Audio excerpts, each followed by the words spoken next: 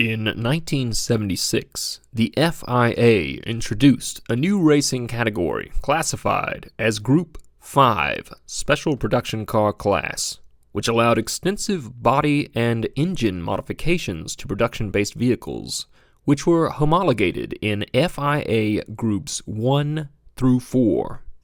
The cars would be known as silhouette race cars, which would become some of the most powerful race cars ever produced. These cars would contest for the World Championship of Makes from 1976 through 1980.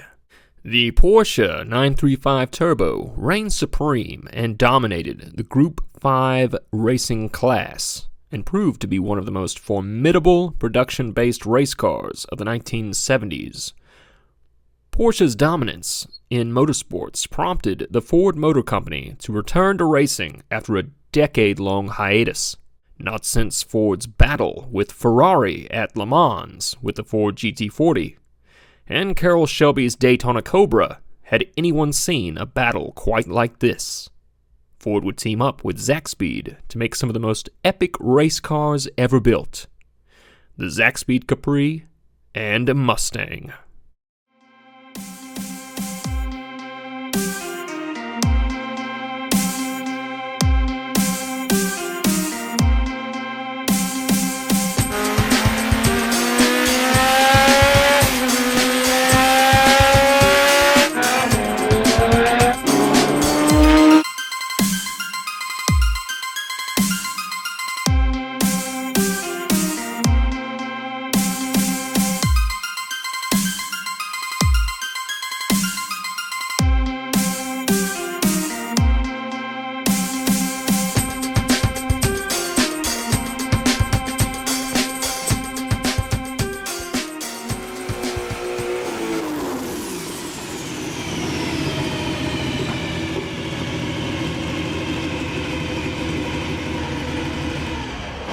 Our story begins in Germany with Erich Zakowski, the owner of Zakspeed.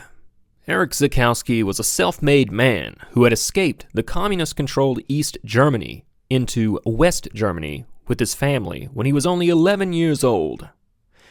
In West Germany, Erich Zakowski was free to pursue his dream of building and racing cars that was not an option in the evil communist-controlled East Germany. Erich would eventually become a master mechanic and become adept at tuning Ford Escorts and Capris. Erich, with his newfound freedom, would go on to establish a tuning company called Zakspeed from his own garage in 1968. This would give Erich the connections and funding needed to start entering his own team into the German Race Car Championship, otherwise known as DRM. Erich's race car of choice would be the Ford Escort, and would prove to be very successful. Most of that success would be Erich's ability to hire some of the best race car drivers in Germany. Both Hans Heyer and Klaus Ludwig would drive Ford Escorts for the Zakspeed team. Klaus Ludwig would eventually be picked up by the Porsche Kramer team. Hans Heyer would stay with Zakspeed and continue to push the limits of the Ford Escorts. By 1977, the Zakspeed Escorts had reached their peak potential, and Erich Zakowski realized that they were severely outgunned by the turbocharged BMWs and Porsches. The Zakspeed Escorts only produced 297 horsepower and had no turbos. Erich wanted to aim higher and compete directly with the most advanced race car of the 1970s, the Porsche 935 Turbo. Luckily for Erich Zakowski, the Ford division of Germany was looking to take down the Porsche 935 as well.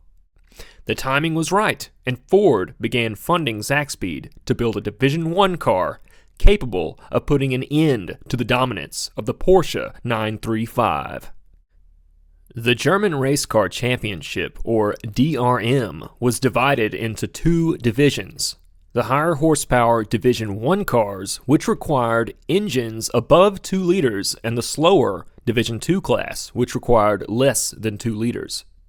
The addition of boost and horsepower would also determine class placement of the cars.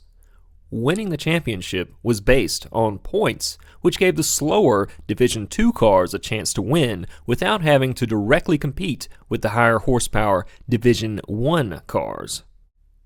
Since Erich had a decade of experience racing Ford Escorts successfully, it was only natural that Ford of Germany chose Zakspeed as the premier team to develop a new race car capable of running in the Division I. And what better chassis to start with than the Ford Capri, which had already proven itself a worthy chassis with the RS 3100 race car, which the new turbocharged race car would be loosely based upon. Except the new race car would be based on the Mark III Capri. However, since Zakspeed had no experience with turbocharged race cars, they decided to play it safe and develop the new Capri as a Division II car and make the necessary improvements along the way until they were confident enough to run in the Division I class. It was Mike Kranefuss, the motorsport manager of Ford Germany, who connected the Zakspeed Capri's development with the Ford Motor Company. The planning stage for the Zakspeed Capri would begin in early 1978 at the Ford Motor Company in Cologne, Germany. Ford of Cologne's competition department chief engineer, Thomas Ammerslager, was the man who came up with the initial aerodynamic concept and most of the original drawings of the Zakspeed Capri. Fifth-scale models of the Zakspeed Capri were used to test the aerodynamics of the car's design in wind tunnels. Thomas would go on to state that the Zakspeed Capri was more advanced than the Formula One cars of the time. After all the planning and design concepts were finished at the Ford Motor Company, the information was then sent to Erich Zakowski at Zakspeed, where Erich would finish designing the space frame of the Zakspeed Capri. Once the concept was finished in the summer of 1978, it was up to Zakspeed's chief mechanic, Helmut Barth, and Zakspeed's master welder, Bruno Bunk, to begin welding the 262 feet of aluminum tubing to complete the entire space frame of the car. Construction of the space frame took 5 weeks to complete. What was left of the original Mark III Capri's body would then be welded onto the space frame. Only the center section of the Capri, to include the roof, A, B, and C pillars and rocker panels along the bottom of the doors and rear valance, would remain factory original sheet metal on the car. Everything else would be made out of Kevlar, which is a super lightweight and strong hybrid of carbon fiber and fiberglass. The floor pan is a thin sheet of aluminum that is glued to the bottom of the car. The suspension included lightweight Bilstein coilovers with titanium springs, interchangeable front and rear hubs for attaching center lock wheels. The brakes were originally Porsche 917 twin calipers, but later upgraded to larger 4-piston calipers on later Zakspeed Capris. The rear suspension consisted of a lightweight aluminum solid rear axle with ZF rear limited slip differential, 4-link suspension tied together with a Watts link. This rear suspension setup and axle was almost identical to the earlier Ford RS 3100 Capri race cars. The transmission would be a Getrag 5-speed with a twin-disc clutch. The original engine was an entirely new endeavor for Zakspeed, as they had never built a turbocharged race engine before. They would start out with a Kent Block 1.4-liter BDA engine powered by a single Garrett turbo out of a truck and forged male pistons. The first engine in the original Zakspeed Capri produced 380 horsepower. Not quite enough power to compete in the Division I class, but it was a start. The car was finished off with a set of classic centerlock BBS wheels that are 16 inches up front and huge 19-inch in the rear, wrapped in Goodyear tires. However, since the Zakspeed Capri only weighs a little under 1,800 pounds, then it was going to be fast, even with 380 horsepower. It would take several more months before the 1.4-liter turbo could reliably push 500 horsepower at higher boost. However, the result of all this hard work produced a race car capable of taking on the world. The Zakspeed Capri now looked more like an exotic compared to the original Mark III Capri, and it was 12 inches lower to the ground. Zakspeed was now ready to put the car to the test. Finally, on the 29th of July, 1978, Zakspeed reveals the Capri at Hockenheim with the official backing from Ford of Germany. The original driver for the Zakspeed Capri would be Hans Heyer, who had previously driven the Zakspeed Ford Escorts and won the DRM Championship for 1975 and 1976. During the initial testing, the Zakspeed Capri was faster around the track than all the cars, including Harold Ertl's turbo BMW 320. Hans Heyer was quoted as saying, "This is a beautiful car. With 50% of the weight at either ends, it handles really good. It's 6 seconds faster than our Escort per lap.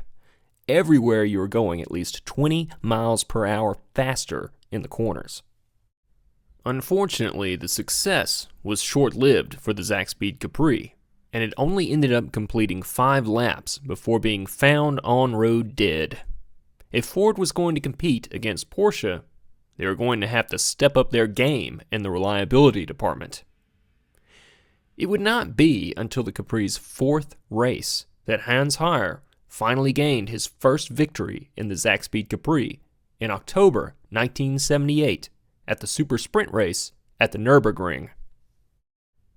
For 1979, Harold Ertl would also join the Zakspeed team. The wins would continue into the 1979 season, which would prove to be a successful year for the Division II Zakspeed Capris.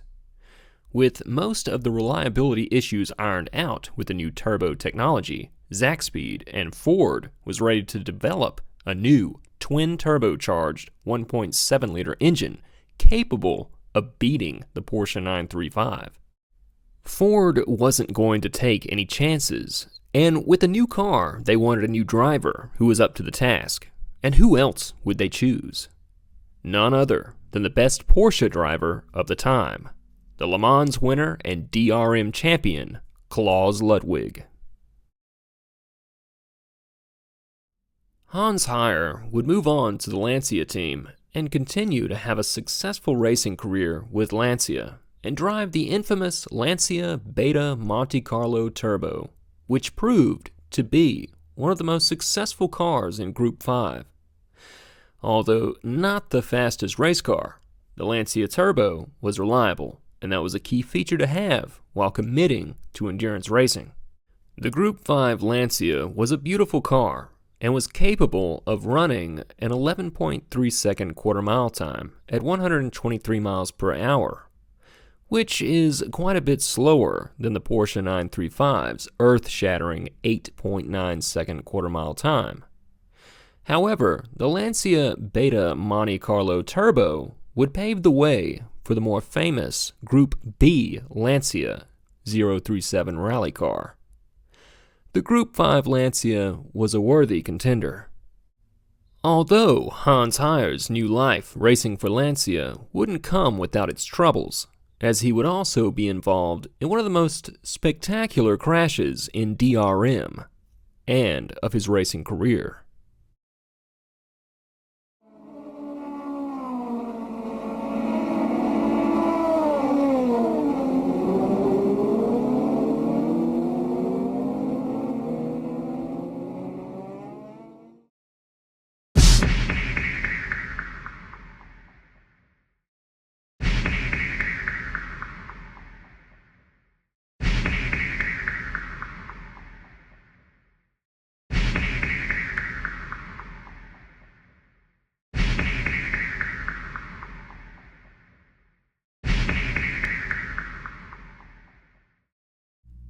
Hans Heyer would miraculously escape the crash without any significant injuries, which was a testament to the Lancia's masterfully built roll cage.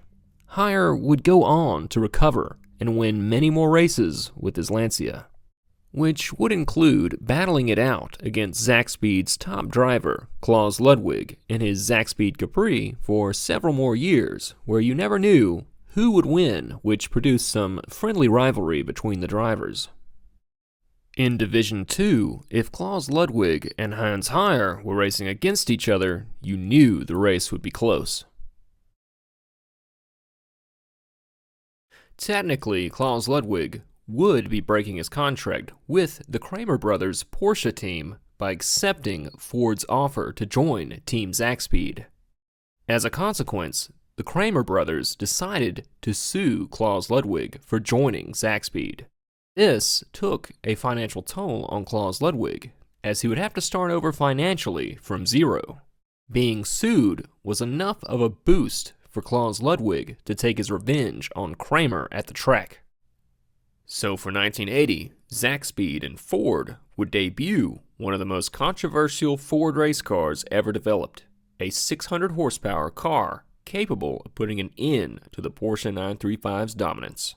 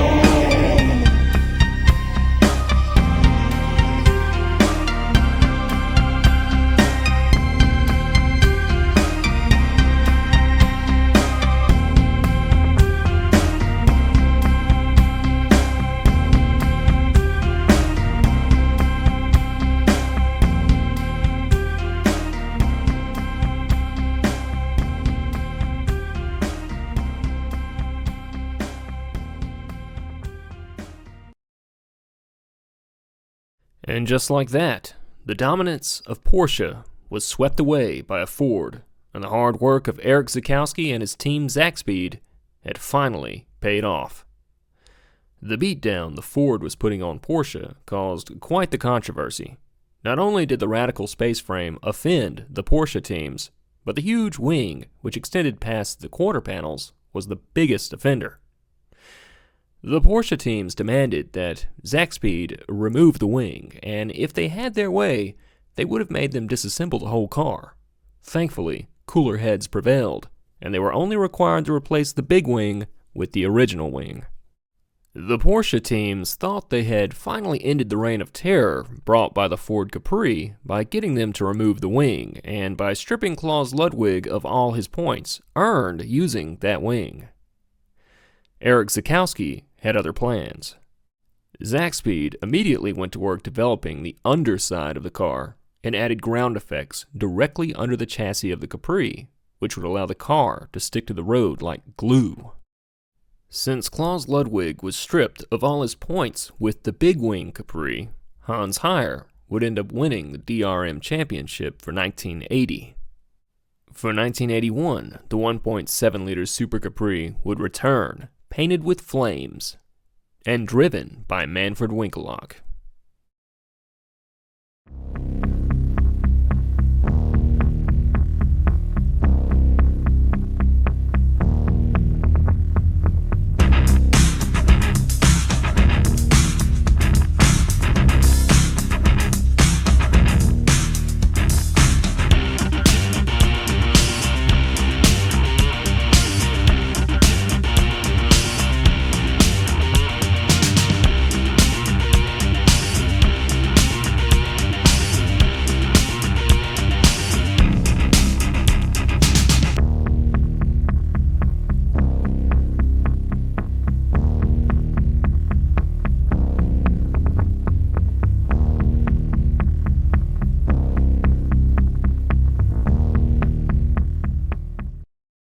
The Porsche 935 K3 had finally met its match, and the defeat of the Porsches earned the Super Capri the nickname 935 Killer.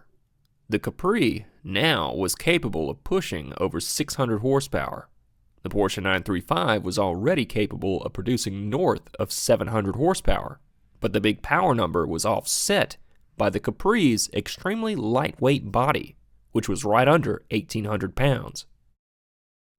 The Porsche 935 K3 was several hundred pounds heavier because it still utilized the factory Porsche 911 chassis, unlike the space frame on the Capri.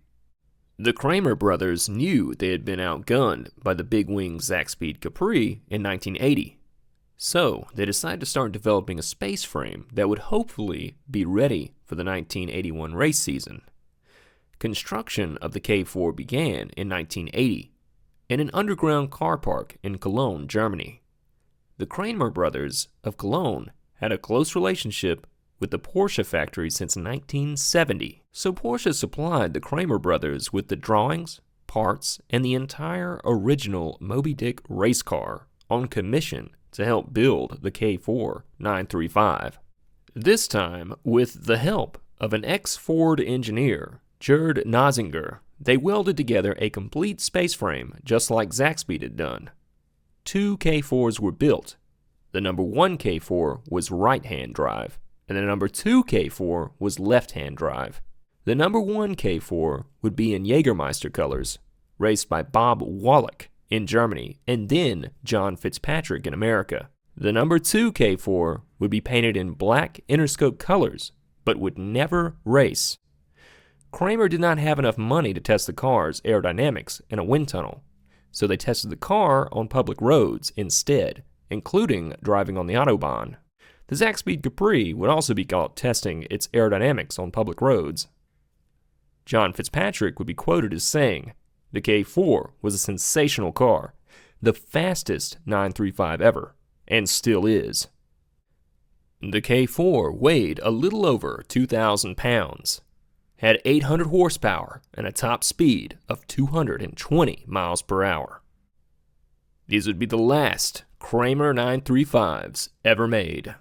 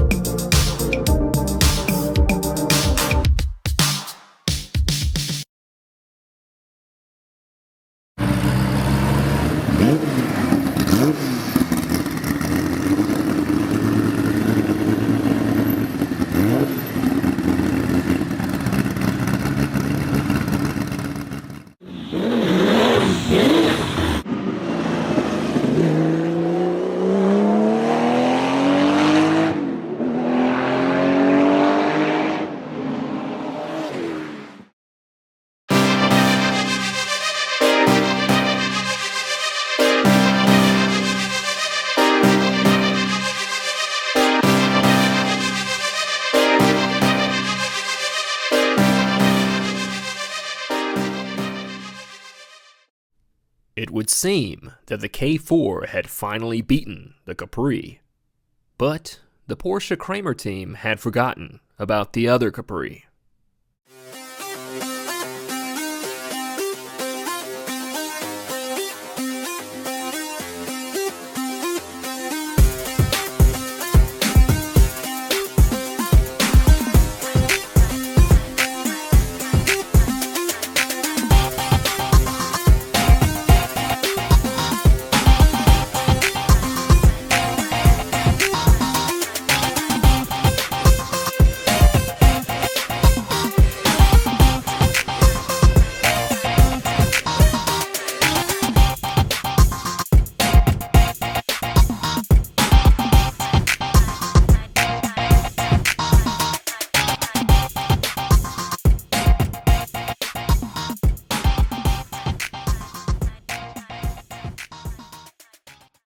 Klaus Ludwig would win the DRM championship with a total of 11 wins with the famous white Division II Worth livery Capri for 1981.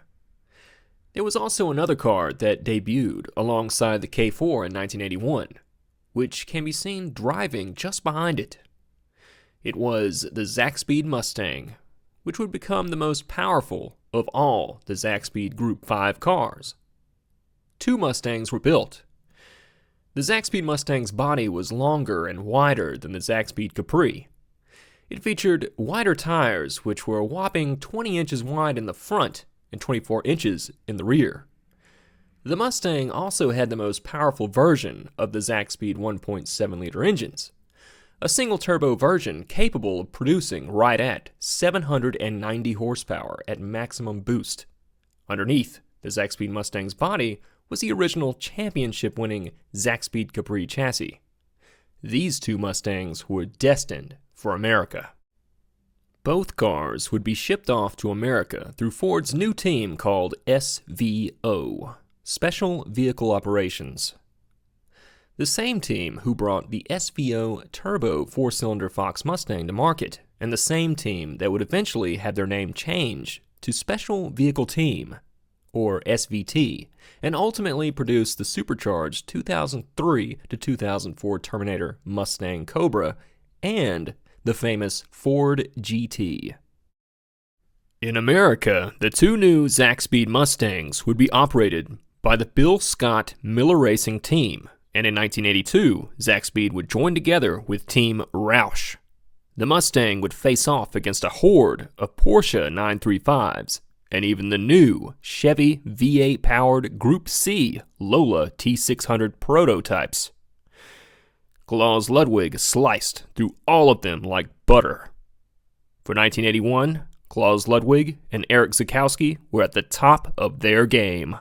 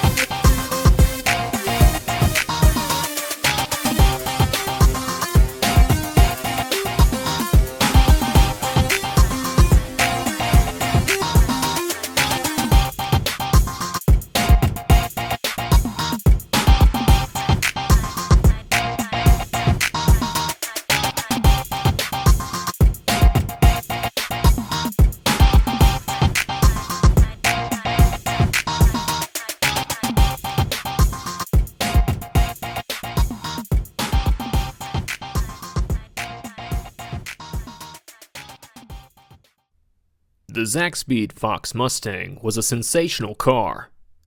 The Porsche versus Mustang debates began to rage in the media, and with their success, Ford decided to shoot for the moon and reach the stratosphere with a new GTP Mustang prototype, using the engine and carbon fiber technology of the Zakspeed Mustang.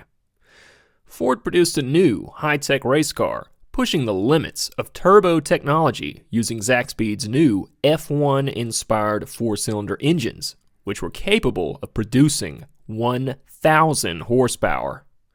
As impressive as this car was supposed to be, Ford flew too close to the sun, and much like the fabled story of Icarus, came crashing down in a spectacular moment of failure.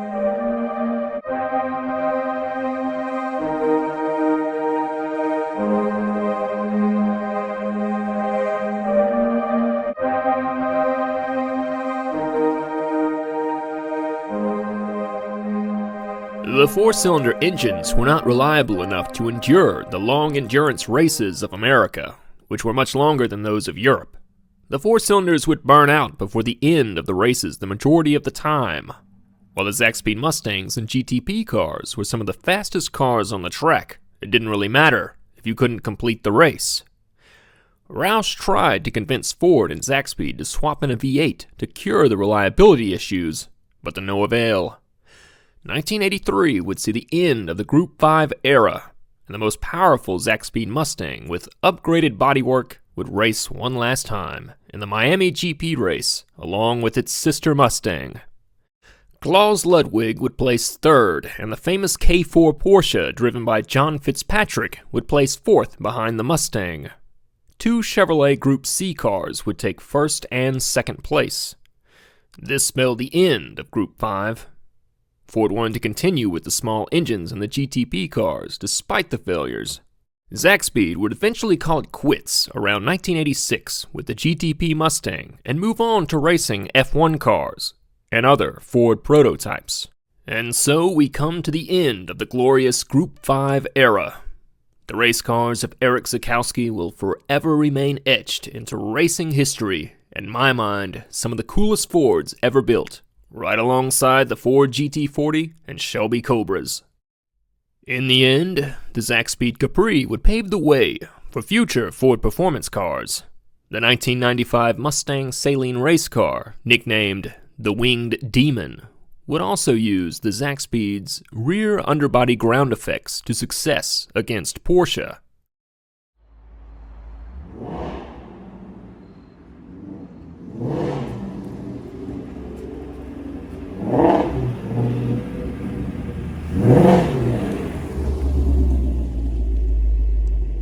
And if you look closely at the Shelby GT350, you'll notice a piece of aero that took a few cues from the Zakspeed's ground effects. Taking a look at the gas tank cover, you'll begin to notice the airfoils along the edges. The GT350 and the Zakspeed Capri are two of the most iconic Fords ever made. While we don't have any quarter-mile times for the Zakspeed Capri to compare, we do have its fastest Nürburgring time of 7 minutes and 8 seconds, which was accomplished when the Nürburgring had a slightly longer length, which would make the Capri faster than the Nismo R35 GTR. Remember, the Capri uses a solid rear axle, and was also one of the best handling cars in the world, with a 50-50 weight distribution. For the time, the Zakspeed Capri was just 10 seconds slower than Niki Lauda's F1 record of 6 minutes 58 seconds from 1975. The modern Shelby GT350, by comparison, has a 7-minute 15-second Nürburgring time, making it one of the most affordable and best-handling cars in the world. Both Hans Heyer and Klaus Ludwig would later claim that working with the Ford Zakspeed team was the greatest time of their racing careers, which says something about Erich Zakowski and his team. Erich created a fantastic team, one that quite literally made history. Erich Zakowski passed away on November 1st, 2023, at the ripe old age of 89. This video was made in remembrance of him and his legendary accomplishments. So I hope you enjoy the rarely talked about Zakspeed cars, and I will leave you with this Klaus Ludwig quote on Le Mans. "I was frightened there. All the time. Every lap I ever did, I was scared. You sat in these cars made out of folded aluminum and went down the straightaway at whatever speed they would do. And you knew, you just knew, that if anything went wrong, you didn't stand a chance. One year, the Porsche 962 did 248 miles per hour down the straightaway, with low bodywork, so no downforce. It was wandering around in the road, with me sitting inside, shitting my pants."